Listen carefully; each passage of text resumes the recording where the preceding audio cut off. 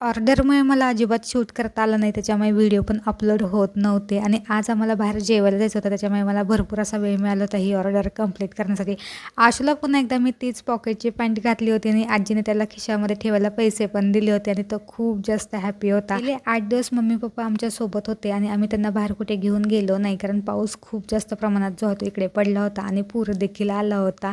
आता म्हटलं की चला आज सुट्टी पण आहे आशूच्या बाबांना आणि मला पण रोज रोज तेच रुटीन फॉलो करून एवढा जास्त कंटाळा आला होता की म्हटलं की चला थोडंसं जे आहे ते आपल्या रुटीनमध्ये चेंज करूयात आणि बाहेर ते जेवायला जायचा प्लॅन करूयात. सगळी तयारी वगैरे केली आणि आम्ही निघालो बाहेर जेवायला. बाहेर जाण्यासाठी आम्ही एक्सायटेड होतोच, पण आमच्यापेक्षा कोण जास्त एक्सायटेड असेल तर तो आशू होता.